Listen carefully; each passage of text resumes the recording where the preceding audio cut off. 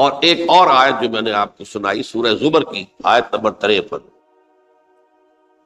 بعض لوگوں پر کچھ مایوسی طاری ہو جاتی ہے، ہم اتنے عرصے سے گناہ کرتے چلے آ رہے ہیں، کیسے معافی ہو، کیسے ممکن ہے، کیسے چھٹکارا ملے گا؟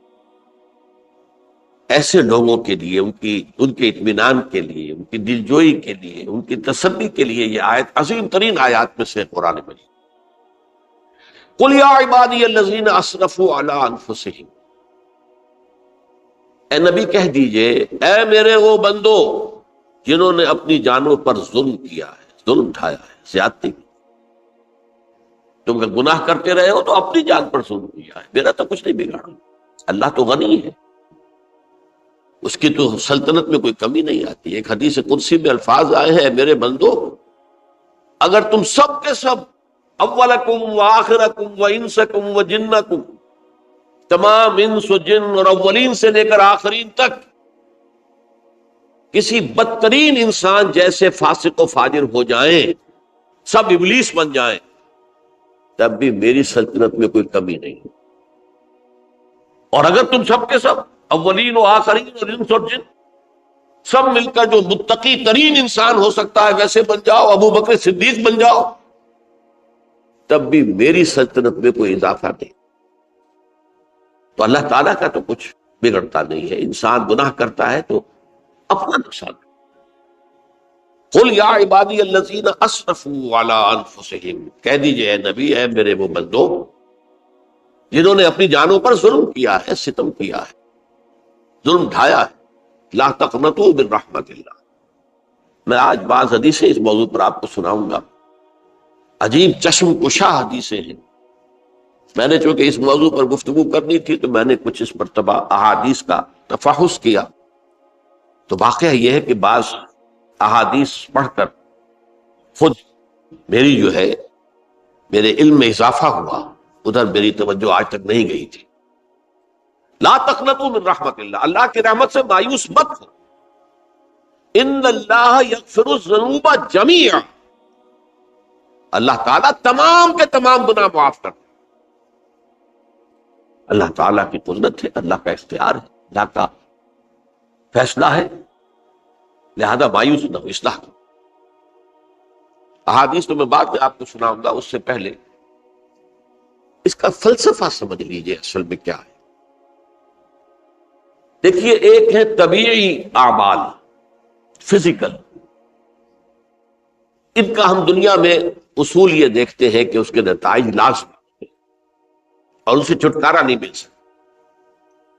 آپ نے سنکھیا کھایا ہے تو مریں گے، چائے کھانے کے بعد آپ نے خودکشی کا ارادہ کیا، سنکھیا کھا لیا، اب چاہے آپ پر ندامت ہو، پشیمانی ہو، پریشانی ہو، توبہ کریں، آپ بچنے کا کوئی سوال نہیں، مرنا ہی مرنا۔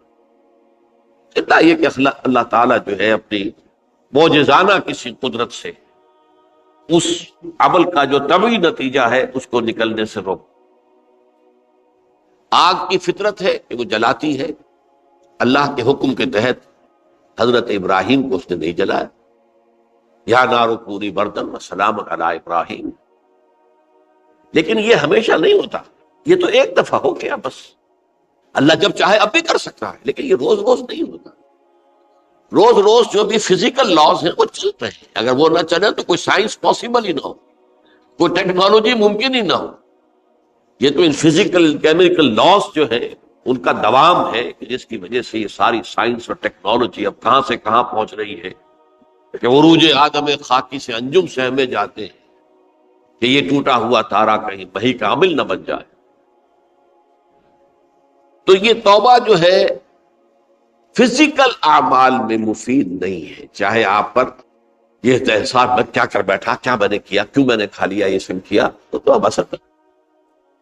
جو اخلاقی اعمال ہیں ان کا قانون یہ نہیں ہے۔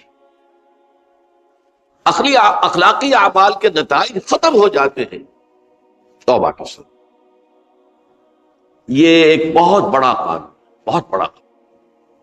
ایسا نہیں ہے کہ کسی گناہ سے انسان کی فطرت میں کوئی ایسی مستقل کجی واقع ہو جائے کہ جس کی اصلاح کی کوئی صورت ہی نہ ہو، یہ نہیں ہے۔ بڑے سے بڑے توبہ کرو، خلوص دل سے کرو، جو اس کے اصول ہیں، جو اس کے قواعد ہیں، جو اس کے ضوابط ہیں، جو اس کی شرائط ہیں، ان کو پورا کرو۔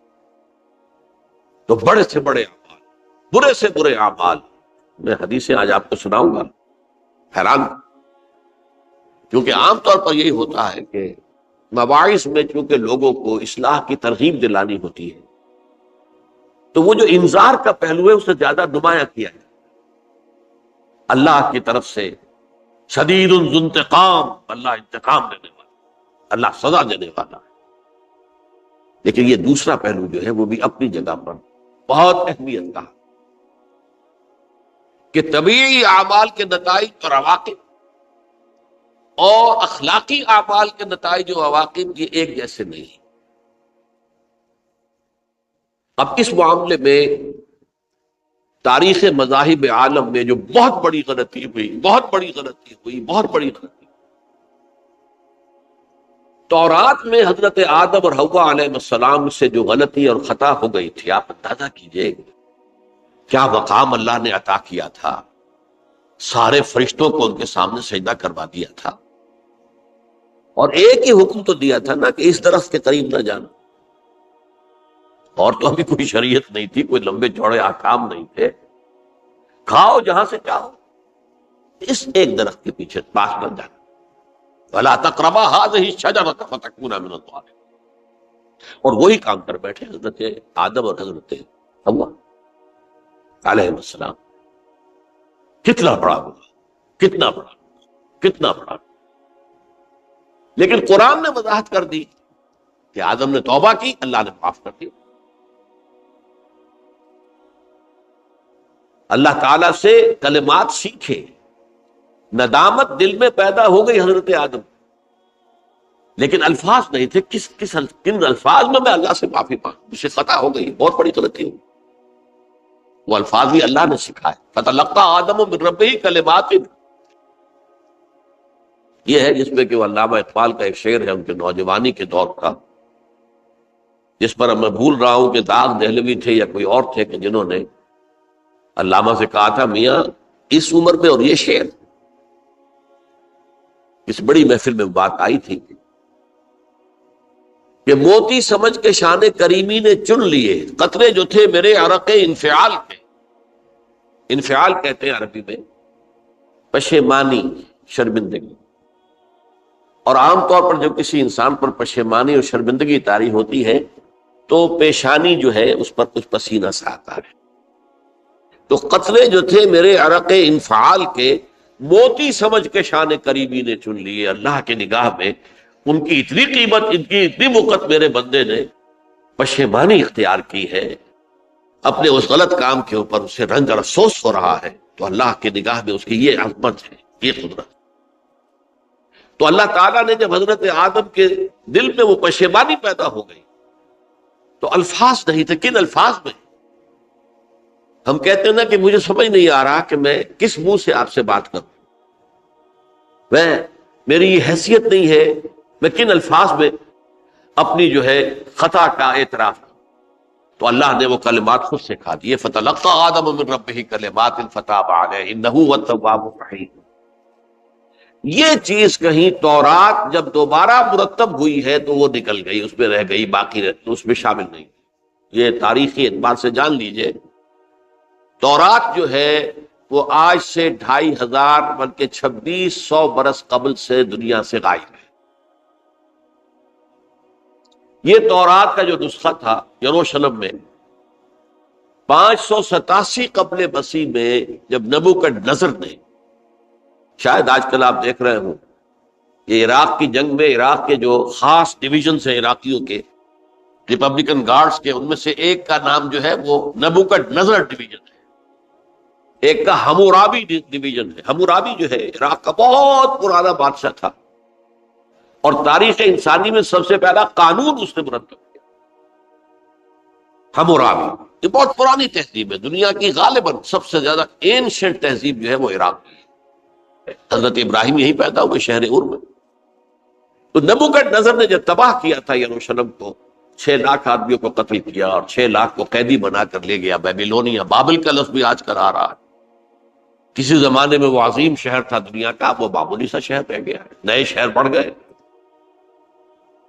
تو اس وقت سے اس نے جب یروشلم میں جو ہیکل سلیمانی حضرت سلیمان کی بنائی ہوئی مسجد تھی اس کو جب گرایا ہے، اس کے بعد سے وہیں پر وہ نسخہ رکھا ہوا تھا تھوڑا، پھر دنیا میں وہ نسخہ اب نہیں ہے۔ یہودیوں کا کہنا ہے کہ موجود ہے مسجد اقصی کے نیچے، وہ جب اس نے گرایا تھا تو جو نیچے تہخانے تھے وہ نہیں گرے تھے، وہ محفوظ رہتے، اوپر ملبہ آ گیا، اور وہیں پر وہ تورات اور وہ تابوت سکینہ جس میں حضرت موسیٰ کا عصا بھی رکھا ہوا ہے اور بہت سے وہ من اور سلوہ کے بھی کچھ نمونے رکھے ہوئے ہیں، وہ تابوت سکینہ اس کا قرآن مجید میں سورہ بقرہ میں ذکر ہے، وہ بھی موجود ہے، اور جو ربائی وہاں اس وقت تھے ان کے علماء، ان کی لاشیں بھی وہاں پڑی ہوئی ہیں، وہ جب ہم کھدائی کریں گے تو دنیا میں سامنے آ جائے۔ لیکن بہرحال اس وقت جو مجھے کہنا تھا وہ یہ کہ چونکہ اصل تورات اس وقت گم ہو گئی، 150 سال کے بعد اسے پھر یادداشتوں سے کچھ مرتب کیا گیا تو اس میں غلطیاں پیدا ہو، اب انسانی یادداشت کا معاملہ آ گیا۔ انہی میں سے ایک بڑی غلطی یہ ہوئی، اومیشن یہ ہوئی کہ حضرت آدم نے جو توبہ کی اور اللہ نے قبول فرما لیا، اس کا ذکر اس میں نہیں۔ اس سے نتیجہ عیسائیوں نے کیا اختیار کیا کہ وہ اوریجنل سن کہتے ہیں اسے، وہ جو ابتدائی گناہ تھا عظیم جو ہمارے جد امجد آدم سے سرزد ہوا تھا، اس گناہ کا اثر جو بھی بچہ نسل آدم میں پیدا ہوتا ہے وہ لے کر آتا ہے۔ یہ زمین و آسمان کا فرق ہے۔ اسلام کے نزدیک ہر بچہ جو پیدا ہوتا ہے وہ معصوم ہے، بلکہ مسلم ہے۔ کل مولود یولد علی الفطرہ، جو بھی بچہ پیدا ہوتا ہے وہ فطرت اسلام پر پیدا ہوتا ہے۔ فَأَبَوَاهُ يُهَوِّدَانِهِ أَوْ يُمَجِّسَانِهِ أَوْ يُنَصِّرَانِهِ، یہ تو والدین ہیں اس کے جو اسے مجوسی یا عیسائی یا یہودی بنا لیتے ہیں، ورنہ وہ تو مسلمان ہوتا ہے، فطرت کی کلین سلیٹ لے کر آتا ہے۔ عیسائیت کہتی ہے ہر انسان جو پیدا ہوتا ہے بنیادی طور پر گناہگار ہے، اپنے جد امجد کے گناہ کا بوجھ لے کر آ رہا ہے۔ اب اس کا علاج انہوں نے پھر کیا تجویز کیا، یہ ہے کہ ایک غلطی پر دوسری غلطی اور دوسری پر تیسری غلطی، خشت اول چون حد معمار کج، تاثریہ بھی ربط دیوار کج۔ اب اللہ نے جب دیکھا اب تو ہر بندہ جو ہے آدم کی اولاد کا بنیادی طور پر پیدائشی طور پر گناہ گار ہے، تو اب کیا کیا جائے؟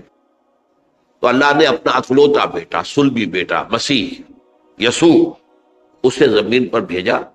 یہ الفاظ میرے ہیں کہ اسے قربانی کا بکرا بنا کر اور ان سب کی طرف سے قبول کر لیا، گناہ گاروں کی طرف سے، کہ ان کے گناہ کا کفارہ ہو جائے گا جو عیسیٰ کو مانتے ہیں۔ یہ عقیدہ ہے عیسائیت۔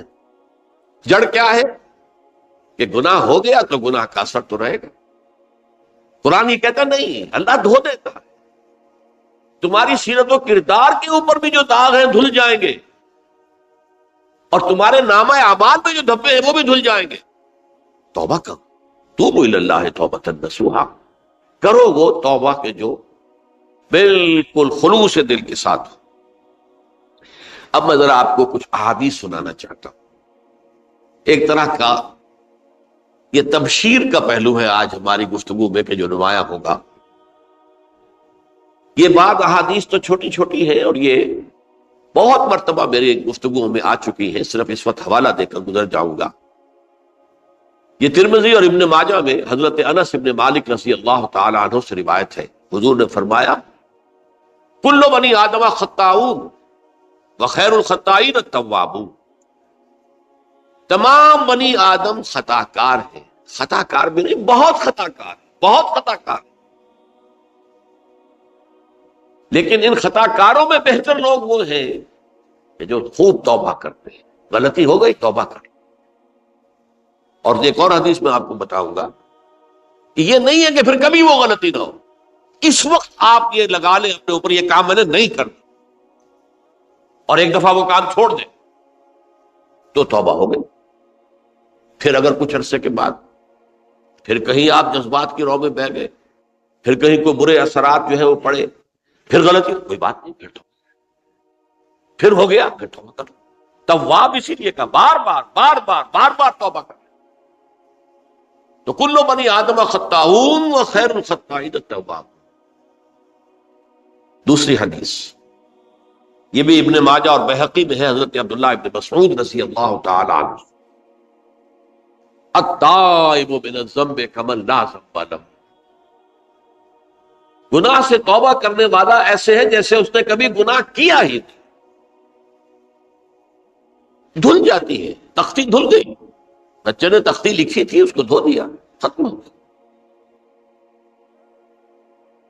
ایک حدیث تو پڑھ کر میں بھی چونکا، یہ اصل میں اسلوب ہے بیان کا، بتانے کے لیے کہ تمہارے دلوں کے اندر مایوسی کا غلبہ نہ ہو جائے۔ مایوس اصل میں جو ہے مایوسی، یہ ابلیسیت ہے، نوٹ کر لیجئے اس کو۔ مایوسی ابلیسیت کی کا عکس ہے۔ مبلس کہتے کسے؟ جو مایوس ہو گیا۔ ابلیس سب سے بڑھ کر مایوس جو ہے وہ ابلیس ہے، اسے معلوم میرا چھٹکارا تو نہیں ہے، لہذا میں جتنوں کو اپنے ساتھ لے کر جہنم میں جھونک دوں یہی میری کمائی ہے، میں نے تو بچنا نہیں۔ تو ابلیس کہتی ہے اس کو جو انتہائی مایوس، مبلس، جو رحمت خدا بندی سے مایوس ہو چکا۔ اب اس کو دور کرنے کے لیے حدیث سنیے، اور یہ حدیث مسلم شریف کی ہے، صحیحین کے حضرت ابو ہریرہ سے حضور فرماتے ہیں والذی نفسی بیدہ، قسم ہے اس ذات کی جس کے ہاتھ میں میری جان ہے، لو لم تذنبوا، اگر تم لوگ گناہ نہ کرتے، لذهب اللہ بکم، تو اللہ تعالیٰ تمہیں لے جاتا کہیں اور، ولجاء بقوم یذنبون، اور پھر کسی ایسی مخلوق کو پیدا کرتا ہے جو گناہ کرتے، فیستغفروا اللہ، اور پھر وہ اللہ سے استغفار کرتے اور توبہ کرتے، فیغفر لہم، اور اللہ تعالیٰ انہیں معاف کرتے۔ تو میں نے عرض کیا کہ یہ بعض چیزیں ہوتی ہیں کہ جن کا واقع سے کوئی تعلق نہیں ہوتا، لیکن ایک زور بیان کے لیے، ایک بات کو ایمفیسائز کرنے کے لیے، جیسے قرآن مجید میں آتا ہے، اے نبی کہہ دو ان کان للرحمن ولد فانا اول العابدین، اگر اللہ کا کوئی بیٹا ہو تو میں سب سے پہلے میں اس کو پوجوں گا۔ جب میں اللہ کو پوجتا ہوں تو اللہ کا اگر کوئی بیٹا ہوتا تو کیا میں اسے نہ پوچھتا؟ لیکن نہیں ہے۔ اب یہ نہیں ہے، نفی کے لیے زور دیا کہ اگر اللہ کا کوئی بیٹا ہوتا، لو کان للرحمن ولد فانا اول العابدین۔ اسی طرح یہ ہے کہ اگر انسان گناہ نہ کرتے اور گناہ کے بعد توبہ کر کے اللہ تعالیٰ کی شان غفاری کا ظہور نہ ہوتا، یہ بھی ایک عجیب فلسفے کی بات ہے، اللہ نے یہ کائنات کیوں پیدا کی؟ قرآن مجید میں اس کو براہ راست ایڈریس نہیں کیا گیا اس مسئلے کو، میرے علم کی حد تک۔ ہو سکتا ہے کہیں بہت خفی انداز میں ہو اور ابھی تک میری نگاہ سے بھی جو ہے وہ چھپا رہ گیا، ہو سکتا قرآن مجید کے غامض نکات ایسے ہو سکتے۔ کوئی شخص، میں تو کہتا ہوں کہ اگر کوئی شخص کہتا ہے، میرے بارے میں ایک عالم دین نے کہہ دیا تھا کہ اسے قرآن پر بڑا عبور حاصل ہے، تو میں نے انہیں پیغام پہنچایا، جن صاحب نے مجھے ان کا یہ جملہ سنایا تھا کہ آپ نے قرآن کی توہین کی ہے، قرآن پر عبور کسی انسان کو نہیں۔ عبور کا مفہوم کیا ہے؟ دریا کے دو کنارے ہیں، آپ اس کنارے سے اس کنارے چلے گئے تو آپ نے عبور کیا دریا۔ قرآن کے کنارے ہیں ہی نہیں، لا پیدا کنار۔ لہذا یہ کہہ دینا کسی کے بارے میں کہ قرآن مجید، اب انہوں نے تو ایک طرح سے میری تعریف کی تھی، میرے ایک ساتھی سے جملہ کہا تھا، ان کے وہ عزیز تھے، تو گویا کہ وہ جو میری تنظیم میں تھے ان کو خوش کرنے کے لیے کہہ دیا ہو، یا جو بھی ہو، ان کے دلی جذبات ہو سکتا ہے کہ میں نے کہا انہیں یہ پیغام پہنچا دیجئے، آپ نے قرآن کی توہین کی۔ قرآن پر عبور کسے کو سکتا؟ نہ معلوم کتنے مقامات ہیں کہ جہاں امام راضی بھی کھڑے ہوئے ایسے نظر آتے ہیں، دہشت زدہ، اعلم من ھذا المقام مقام غامض مہیب عمیق، ہوشیار کے رہ مردب تیغست قدم رہا، ہوشیار ہو جاؤ، یہ بڑا خطرناک مقام ہے، بہت مشکل مقام ہے، اس کے تہ تک پہنچنا کسی کے لیے ممکن نہیں ہے۔ سورہ حدید کی آیت هو الاول والآخر والظاہر والباطن پر یہ الفاظ ہیں جو امام راضی نے لکھے۔ تو اس لیے میں آپ سے عرض کر رہا ہوں کہ یہ کہنے کا انداز ہے، والذی نفسی بیدہ لو لم تذنبوا، اس ہستی کی قسم جس کے ہاتھ میں میری جان ہے، اگر تم گناہ نہ کرتے، تو میں عرض کر رہا تھا تو اللہ کی شان غفاری کیسے ظاہر ہوتی؟ اللہ نے کائنات کیوں پیدا کی؟ کنت کنزا مخفیا فاحببت ان اعرف فخلقت الخلق۔ محدثین کرام اگرچہ اس حدیث کی سند کو پختہ نہیں مانتے ہیں، لیکن اکثر مفسرین نے اس کو تسلیم کیا ہے۔ علامہ آلوسی نے تسلیم کیا کہ میں ایک چھپے ہوئے خزانے کے مانند تھا۔ اب خزانہ کہیں پڑا ہے، اس کا کیا حاصل کیا ہے؟ وہ تو کہیں کھلے، کسی کے پاس جائے، کوئی اسے فائدہ اٹھائے، تب تو کوئی فائدہ ہوا نا۔ تو کن تو کنزا مخفیا، میرے اندر طاقت تھی، قوت تھی، خلاقی تھی، میری شان ساری میرے اندر ہی اندر تھی نا۔ کن تو کنزا مخفیا فاحببت ان اعرف، تو میں نے یہ چاہا کہ مجھے پہچانا جائے۔ فخلقت الخلق، تو میں نے خلق کی تخلیق کی۔ اب مجھے پہچانو اس کائنات کے ذریعے سے، یہ میری تخلیق ہے، آؤ دیکھو۔ ایک مصور اپنی تصویروں کی نمائش لگا، دیکھو میرے شاہکار، آؤ دیکھو، یہ میرے فن کے کمال کے نمونے، آؤ دیکھو۔ تو یہ ہے سب، دیکھو زمین آسمان، ان فی خلق السماوات والارض واختلاف اللیل والنہار والفلک التی تجری فی البحر بما ینفع الناس وما انزل اللہ من السماء من ماء فاحیا بہ الارض من بعد موتہا۔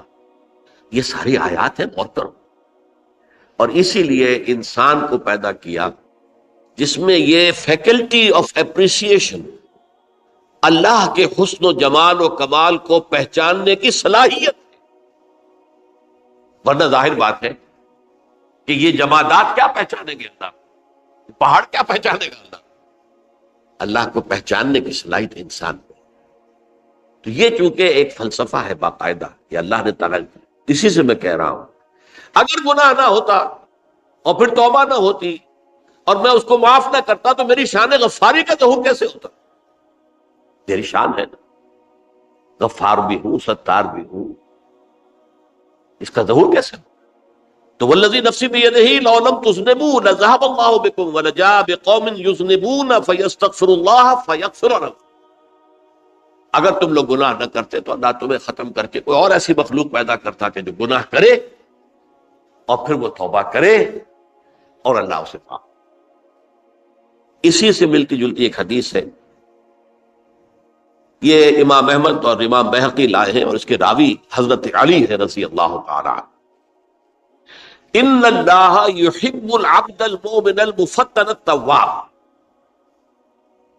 اللہ تعالیٰ کو بہت محبت ہے، یحب۔ اب دیکھیے ایک طرف وہ آیات ذہن میں لائیے، اللہ تعالیٰ کن سے محبت کرتا ہے؟ واللہ یحب المحسنین، یا وہ لوگ ان اللہ یحب الذین یقاتلون فی سبیلہ صفا کانہم بنیان مرصوص، اللہ محبت کرتا ہے اپنے ان بندوں سے جو اس کی راہ میں جنگ کرتے ہیں صفے باندھ کر، گویا سیسا پلائی ہوئی دیوار ہے۔ یہ ہے مثبت کام، نیک کام، محسنین، اللہ کی راہ میں قتال کرنے والے۔ یہاں اس کے برعکس کہا جا رہا ہے ان اللہ یحب، اللہ تعالیٰ محبت کرتا ہے اپنے اس بندے سے، العبد المومن، جو مومن ہو۔ اس کی ایک اور بڑی پیاری حدیث آئے گی، المفتن التواب، جو بہت فتنوں میں مبتلا ہو جاتا ہو اور پھر بہت توبہ کرتا ہو، مفتن التواب، لیکن ساتھ ہی پلٹتا ہو، رجوع کرتا ہو، پھر اللہ کے حضور میں حاضر ہوتا ہو، پھر معافی مانگتا ہو۔ اللہ تعالیٰ کو اپنا ایسا بندہ بہت پسند ہے۔ اب میں کچھ اور حدیثیں آپ کو سنا رہا ہوں۔ توبہ کا دروازہ دو اعتبارات سے کہا گیا ہے کہ ایک وقت آنے پر بند ہو جائے۔ ایک حدیث کے تو الفاظ میں نوٹ کر کے نہیں لایا ہوں کہ اللہ تعالیٰ نے توبہ کا ایک دروازہ اتنا چوڑا کھلا رکھا ہوا ہے کہ جس کو عبور کرنا جو ہے وہ سال ہا سال میں ممکن ہو، اور یہ بند نہیں ہوتا جب تک کہ سورج مغرب سے طلوع نہ ہو جائے۔ یہ قیامت کی جو آخری، قریب قیامت کی جو آخری نشانیاں ہیں ان میں سے وہی حدیث میں آپ کو سنا رہا ہوں، عن ابی ہریرہ رضی اللہ تعالی عنہ، اور یہ مسلم شریف کی روایت ہے۔ من تاب قبل ان تطلع الشمس من مغربها تاب اللہ علیہ، سورج کے مغرب سے طلوع ہونے سے قبل تک جو لوگ توبہ کریں گے اللہ تعالیٰ ان کی توبہ قبول کر لے گا۔ البتہ جب وہ قیامت کی وہ نشانی ظاہر ہو جائے کہ سورج مغرب سے طلوع ہو رہا ہے، اب دروازہ توبہ کا بند ہے۔ اب اس کے بعد اگر توبہ کوئی کرتا ہے تو اللہ تعالیٰ اس کی توبہ کو قبول نہیں کرے۔ یہ تو اجتماعی سطح پر ہوئی۔ انفرادی سطح پر ان عبداللہ ابن عمر رضی اللہ تعالی عنہما عن النبی صلی اللہ علیہ وسلم قال ان اللہ عز وجل یقبل توبۃ العبد ما لم یغرغر۔ یہ ترمذی میں ہے، حضرت عبداللہ ابن عمر رضی اللہ تعالی عنہما سے کہ اللہ تعالیٰ اپنے بندے کی توبہ قبول کرتا ہے جب تک کہ وہ جسے ہم کہتے ہیں گھنگرو نہ بولنے لگے حلق کے اندر، جبکہ نزع عالم نزع ہو اور جان جو ہے وہ آ کر پھر یہاں اٹکتی ہے، تو اس وقت تک دروازہ کھلا ہے توبہ کا۔ لیکن جب یہ شکل ہو گئی تو دروازہ بند۔ یہ انفرادی سطح پر ہو گیا، جب آپ کے موت کے آثار اتنے واضح ہو گئے کہ اب جا رہے ہیں، اب توبہ کریں گے تو توبہ قبول نہیں ہو۔ اجتماعی سطح پر جب قیامت جو ہے اس کی وہ گھڑی آ گئی کہ سورج مغرب سے طلوع ہو گیا، اب توبہ کا دروازہ بند۔ ایک اور حدیث ہے جو میں نے بہت مرتبہ اس کا ترجمہ تو آپ کو بہت دفعہ سنایا ہے، آج میں چاہتا ہوں اس کو پورے متن کے ساتھ آپ کے سامنے رکھوں۔ یہ حضرت انس بن مالک رضی اللہ تعالیٰ عنہ سے مروی روایت ہے، جو حضور کے خادم خاص تھے، اور یہ متفق علیہ بھی ہے، یعنی بخاری میں بھی ہے، مسلم میں بھی ہے، لیکن تھوڑا سا فرق ہے الفاظ کا۔ تو جو مسلم شریف کی روایت ہے اس کے الفاظ کیا ہیں؟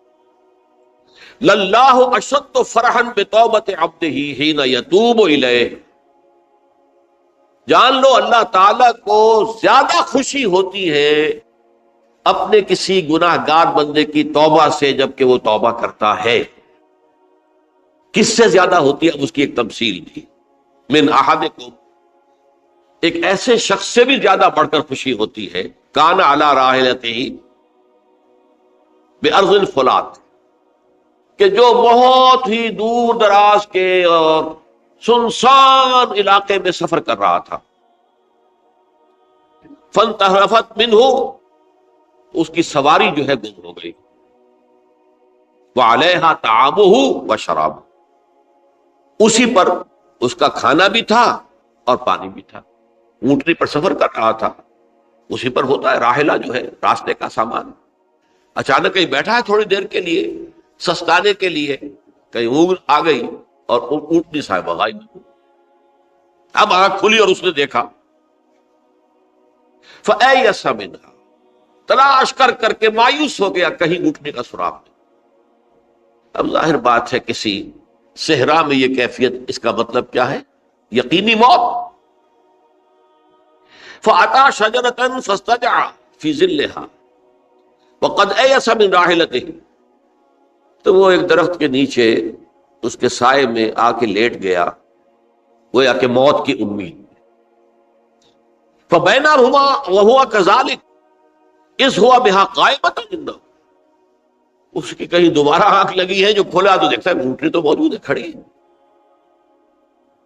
تو وہ فوراً اس کی وہ جو رسی ہے وہ پکڑتا ہے، فَأَخَذَ بِخِتَامِهَا ثُمَّ قَالَ مِنْ شِدَّةِ الْفَرْحِ، اب جو اسے مسرت ہوئی اس کا آپ اندازہ کر سکتے ہیں، ایک یقینی موت کا معاملہ آ چکا تھا، اور اچانک اللہ تعالیٰ نے وہ کھوئی ہوئی اونٹنی جو ہے وہ واپس دلا دی۔ تو وہ کہنا تو یہ چاہتا تھا، اللہ تو میرا رب ہے، میں تیرا بندہ ہوں، لیکن جسے ہم کہتے ہیں کہ خوشی کی انتہا فرط مسرت میں ایسی زبان لڑکھڑائی، اس نے کہا اللہم انت عبدی وانا ربک، اے اللہ تو میرا بندہ ہے، میں تیرا رب، یہ کہنا ہے۔ تو یہ کیا ہے؟ فرط مسرت، جسے آپ خوشی کی انتہا، کہ جس میں انسان جو ہے اتنی بڑی خطا کر بیٹھتا ہے۔ اللہ کو اپنے کسی گناہ گار بندے کی توبہ سے اس سے بھی زیادہ خوشی۔ اب ظاہر بات ہے کہ تماثیل کس لیے؟ بعض لطائف، بعض حقائق اتنے لطیف ہوتے ہیں کہ ان کو بیان نہیں کیا جا سکتا بتمام کمال، تو مثالوں کا سہارا لیتے ہیں۔ اللہ کو کتنی خوشی ہوتی، کیا سمجھیں گے؟ لہذا یہ مثال تو سمجھ میں آ گئی نا کہ ایک لقودق صحرا میں انسان سفر کر رہا تھا، ایک ہی اونٹنی ہے، اسی پر اس کا پانی ہے، اسی پر اس کا کھانا ہے، کہیں ٹھہرا ہے تھوڑی دیر کے لیے، اونٹنی غائب، اور اس کے بعد تلاش کر کے شمال مغرب جنوب ہر طرح دیکھ لیا، اب تک کہیں اونٹنی کا سراغ نہیں، اب موت کے انتظار میں لیٹ گئے کہ اچانک دیکھتا ہے کہ اونٹنی موجود ہے۔ تو وہ شدت فرح میں یہ کہہ بیٹھتا ہے اللہم انت رب انت عبدی وانا ربک انا للہ و انا الیہ راجعون۔ اب دیکھیے ایک حدیث وہ آ رہی ہے، اور اس کو یوں سمجھیے، اللہ تعالیٰ نے جو انسان پیدا کیے ہیں ان کے مزاج مختلف ہیں۔ ان میں کچھ لوگ ہوتے ہیں جو قوی ہوتے ہیں ارادے کے، جو فیصلہ کر لیا ڈٹ گئے۔ کچھ لوگوں میں وہ قوت ارادی اتنی مضبوط نہیں ہوتی، وہ ادھر ادھر سوچتے رہتے ہیں۔ کچھ لوگ جسمانی طور پر بہت توانا ہوتے ہیں، کچھ لوگ جسمانی طور پر پیدائشی طور پر کمزور ہوتے ہیں۔ تو اگر کوئی قوت ارادی کمزور رکھنے والا شخص ہے، وہ بھی تو اللہ کی تخلیق ہے، اللہ کا بندہ ہے، خطاؤں کا ظہور ہو جاتا،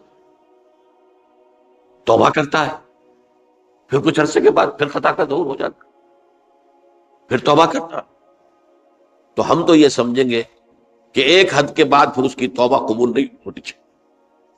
لیکن حدیث سنیے، وعن ابی ہریرہ رضی اللہ تعالی عنہ قال قال رسول اللہ صلی اللہ علیہ وسلم ان عبدا اذنب ذنبا، یقیناً ایک بندہ جو ہے وہ ایک گناہ کرتا ہے،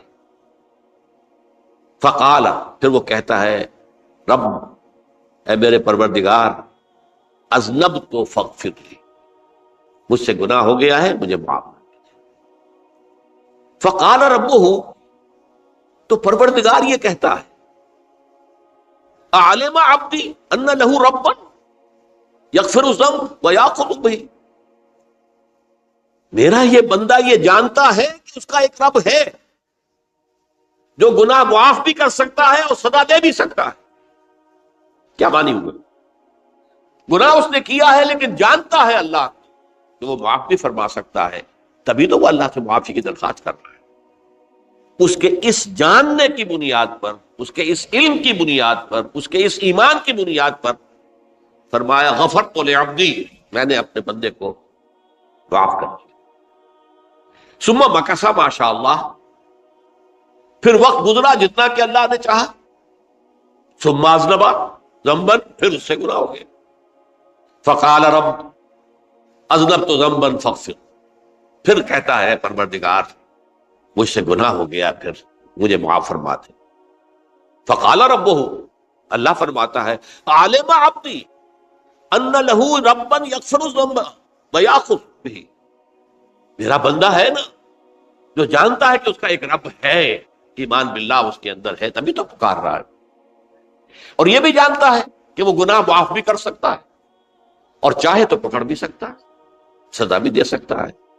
تو فرمایا، اللہ تعالیٰ فرماتے ہیں میں نے فرمایا کہ میں نے معاف کر دیا۔ ثم مکث ما شاء اللہ، پھر ایک عرصہ گزرا اس کے بعد، ثم اذنب ذنبا، پھر اس نے گناہ کیا، قال رب اذنبت ذنبا آخر، اس نے کہا پروردگار میں نے تو پھر ایک اور گناہ کر دیا، فاغفر لی، مجھے بخش دے۔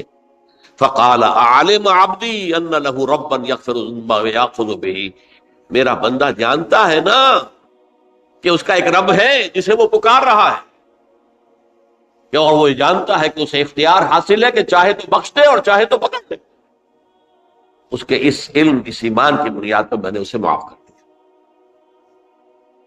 ایک اور حدیث، میں نے چونکہ اس گفتگو کے لیے ان احادیث کا تفحص کیا ہے، یہ تو بہت ہیں حدیثیں، میں نے ان میں سے کچھ چنی ہے۔ ہمارے بعض واعظ ناصح وہ بھی کسی شخص کو روکتے رہے، برائیوں سے روکتے رہے، نہیں رکتا، تو کہیں غصے میں آ کے اللہ تجھے کبھی معاف نہیں کرے۔ یہ کتنا بڑا جرم ہے، اس کا اندازہ کیجئے اس حدیث سے۔ تم میرے بندے کو میری رحمت سے مایوس کر رہے، کتنا بڑا جرم ہے، اس کا اندازہ کیجئے۔ یہ مسلم شریف کی روایت ہے عن جندب، حضرت جندب رضی اللہ تعالی عنہ سے، ان رسول اللہ صلی اللہ علیہ وسلم حدث، کہ اللہ کے رسول صلی اللہ علیہ وسلم نے ایک واقعہ بیان کیا، ان رجلا قال، کہ ایک شخص نے یہ کہا، واللہ لا یغفر اللہ لفلان، کہ خدا کی قسم اللہ تعالیٰ فلاں شخص کو کبھی معاف نہیں کرے، وَأَنَّ اللَّهَ تَعَالَى قَالَ، اس پر اللہ تعالیٰ نے یہ فرمایا، مَنْ ذَا الَّذِي يَتَعَالَّىٰ عَلَيَّ، یہ کون ہے جو میرے اوپر حکومت کرنے والا آ گیا، جو میری طرف سے حکم لگا رہا کہ میں کبھی معاف نہیں کروں گا۔ مَنْ ذَا الَّذِي، کون ہے وہ شخص، الَّذِي يَتَعَالَّىٰ عَلَيَّ اَنِّي لَا أَغْفِرُ لِفُلَانٍ، کہ میں فلاں شخص کو کبھی معاف نہیں کروں گا، قد غفرت لفلان، اس کو تو میں نے معاف کر دیا، وَأَحْبَطْتُ عَمَلَهُ، اس شخص کے تمام اعمال میں نے ضائع کر دیے کہ تم نے میرے بندے کو مایوس کیا۔ یہ ہے جرم کی انتہا۔ تو توبہ کی دعوت دیتے رہو، توبہ کے لیے لوگوں کو آمادہ کرتے رہو، توبہ جو ہے اس کے لیے ترغیب دیتے رہو، اللہ تعالیٰ معاف فرمانے والا۔ اب آخری حدیث سنا رہا ہوں، یہ تو بہت ہی عجیب حدیث ہے اور متفق علیہ، یہ بخاری اور مسلم دونوں میں۔ حضرت ابو سعید الخدری رضی اللہ تعالی عنہ جو ہے اس کے راوی، حضور نے فرمایا، کانا فی من کانا قبلکم رجل قتل 99 نفسا، تم سے پہلے جو امت تھی بنی اسرائیل، ان کا ذکر ہے، اس میں ایک آدمی ایسا تھا جس نے 99 قتل کیے تھے۔ اب آپ اندازہ کیجئے کتنا بڑا گناہ کبیرہ ہے قتل۔ قرآن مجید میں آتا ہے فَكَأَنَّمَا قَتَلَ النَّاسَ جَمِيعًا، اگر ایک انسان کو بھی ناحق قتل کر دیا گیا تو یہ ایسی ہے گویا کہ اس نے پوری نوع انسانی کو قتل کر دیا، اس نے 99 قتل کی۔ فَهَلْ لَهُ مِن تَوْبَةٍ، پھر اس کے بعد یہ ہوا کہ اس کے اندر توبہ کا جذبہ پیدا ہوا۔ فَسَأَلَ عَنْ أَعْلَمِ أَهْلِ الْأَرْضِ، تو اس نے پھر سوال کیا، لوگوں سے پوچھا کہ زمین میں رہنے والوں میں کون سب سے بڑا عالم ہے۔ فَدُلَّ عَلَىٰ رَاهِبٍ، تو اسے بتایا گیا فلاں راہب فلاں جگہ پر ہے، وہ بہت نیک ہے، بڑا عالم ہے۔ فَأَتَاهُ، وہ اس کے پاس آیا، فَقَالَ أَنَّهُ قَتَلَ 99 نَفْسًا فَهَلْ لَهُ مِن تَوْبَةٍ، انہوں نے کہا دیکھیے راہب صاحب، میں نے 99 انسان قتل کیے، اب مجھے یہ بتائیے کہ میرے لیے توبہ کا کوئی امکان ہے؟ فقال اللہ، اس نے کہا نہیں۔ فقتلہ، اس نے اس کو بھی قتل کر دیا۔ فکمل بہ 100، اپنی سینچری مکمل کر لی، مطلب 99 کے بعد ایک ہی کسر تھی، اس کو بھی قتل کیا، 100 پورے کر لیے۔ ثم سأل عن عالم اہل الارض، پھر اس نے پوچھا کوئی اور، کوئی بڑے عالم انسان ہو۔ فدل علی رجل عالم، پھر اس کی رہنمائی کی گئی ایک بڑے عالم شخص کی طرف۔ فقال انہ قتل 100 نفس، تو اس نے وہاں جا کر کہا کہ میں 100 انسان ہلاک کر چکا ہوں، قتل کر چکا ہوں۔ فہل لہ من توبہ، میرے لیے توبہ کا کوئی امکان ہے؟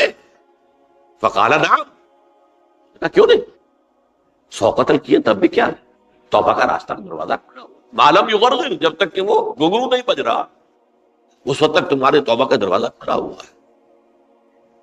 فرمایا نعم، ومن یحول بینہ وبین التوبہ، تمہاری توبہ کے درمیان اور تمہارے درمیان کون حائل ہو سکتا ہے، توبہ کا دروازہ کھلا ہے۔ لیکن ساتھ ہی کہا انطلق الی ارض کذا و کذا، اب تم ایسے کرو، جہاں تم رہتے ہو وہاں نہ جاؤ واپس، وہاں کا ماحول اچھا نہیں ہے، معاشرہ اچھا نہیں ہے، ہو سکتا ہے کہ تم توبہ پر قائم نہ رہ سکو، تم فلاں جگہ چلے جاؤ، وہاں اچھے لوگ آباد ہیں، ان میں جا کر رہو۔ فإن بها أناسا يعبدون اللہ تعالی، وہاں ایسے لوگ آباد ہیں جو اللہ کی بندگی کرتے ہیں۔ فاعبد اللہ معهم، تو تم ان کے ساتھ مل کر اللہ کی بندگی اور پرستش کرو۔ ولا ترجع الى ارضک، اپنی زمین کی طرف اپنے وطن میں واپس مت جاؤ۔ فإنها ارض سوء، وہ بری جگہ ہے۔ فانطلقا، تو وہ چل پڑا، ہجرت کر رہا ہے، اس جگہ جا رہا ہے جہاں کا راہب نے بتایا تھا۔ حتی اذا نصف الطریق، جب آدھا راستہ اس نے پورا کر لیا، اتاہ الموت، موت آ، فاختصمت فیہ ملائکۃ الرحمت و ملائکۃ العذاب. اب وہ جہنم کے فرشتے بھی آ گئے اس کی جان قبض کرنے کو، اور جنت کے بھی آ گئے. فقالت ملائکۃ الرحمہ، رحمت والے جو فرشتے ہیں جنت والے، انہوں نے کہا جا تائبا مقبلا بقلبہ اللہ تعالی، یہ شخص توبہ کر کے اللہ تعالیٰ کی طرف ہجرت کر رہا تھا، اس لیے اس کی نیت کی بنیاد پر اب یہ جنتی ہے، لہذا اس کی روح ہم قبض کریں.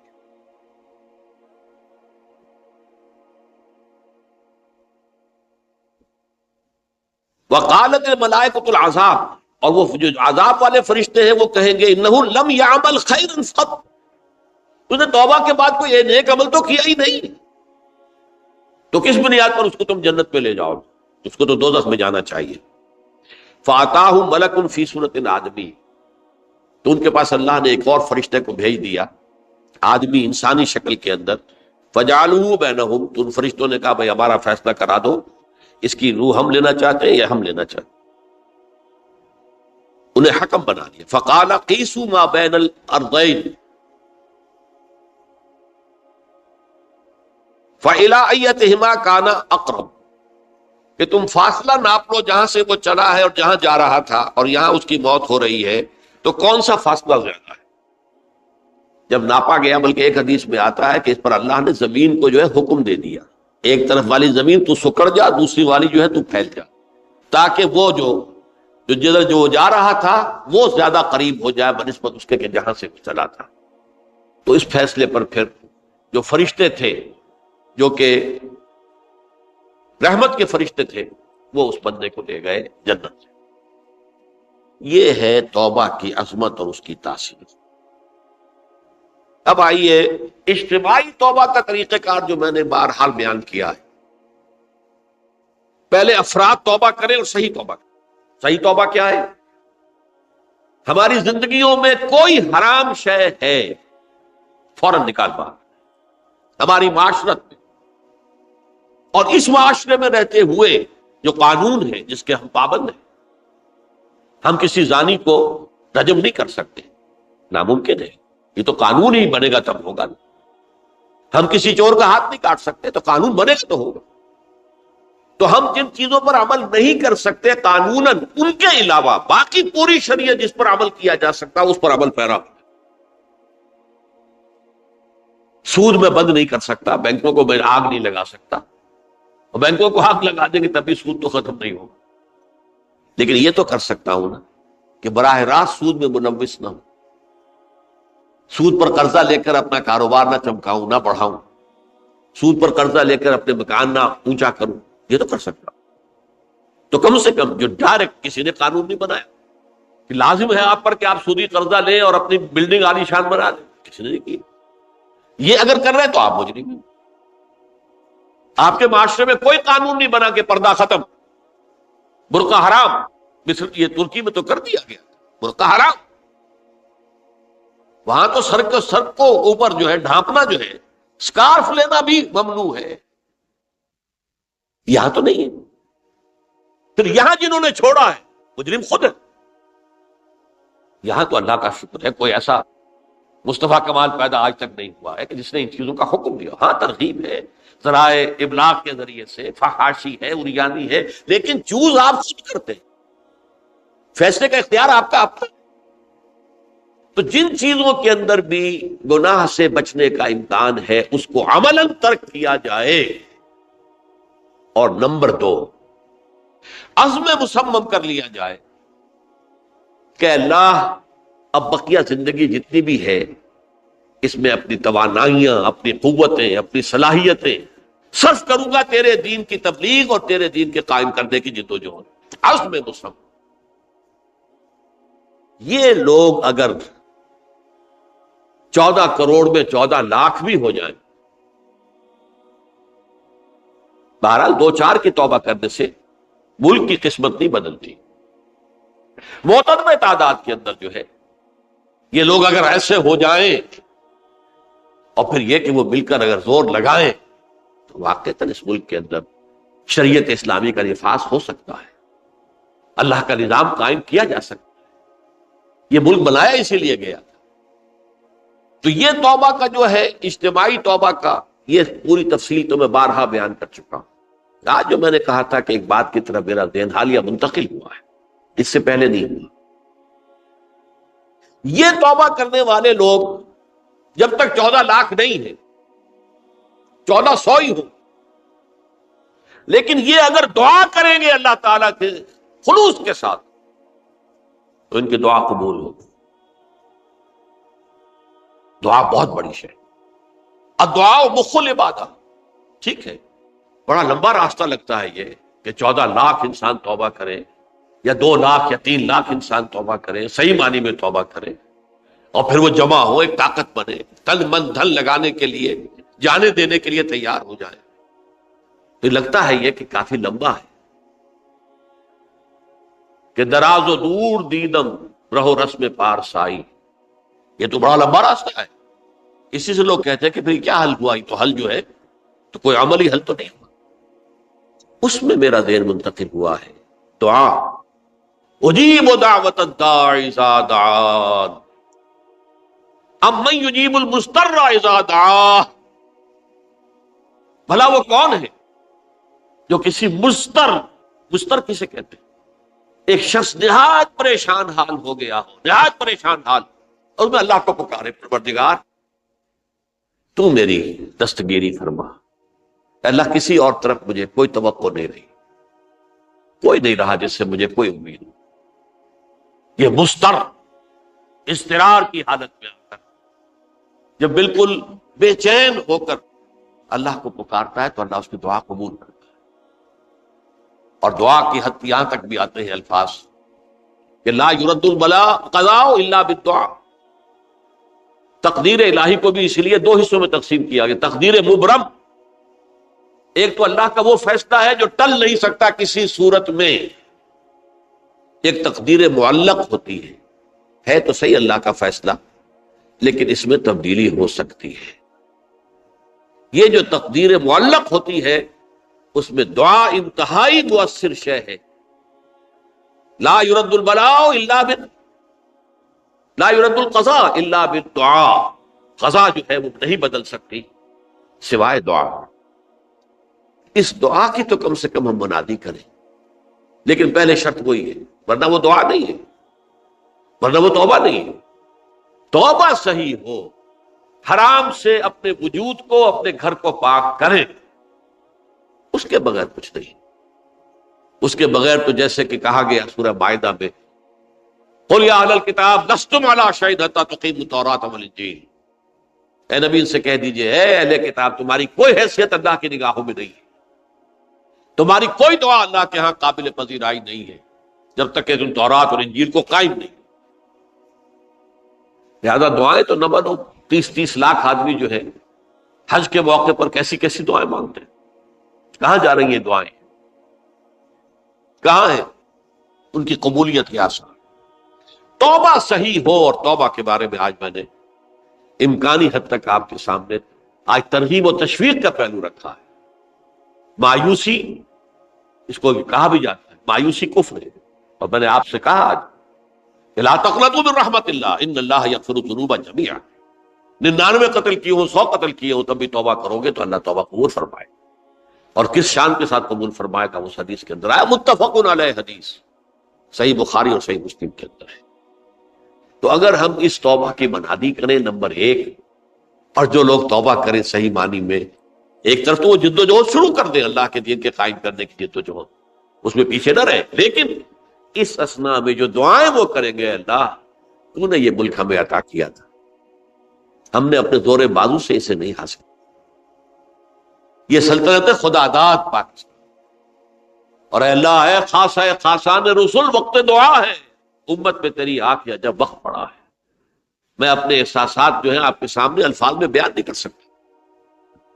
یہ جب یروشلم کی تباہی ہوئی تھی جس کا میں نے ذکر کیا ہے، 6 لاکھ انسان قتل ہوئے تھے، اور 6 لاکھ کو نبوکدنضر جو تھا وہ ہانک کر بھیڑوں بکریوں کی طرح بیبیلونیا لے گیا تھا.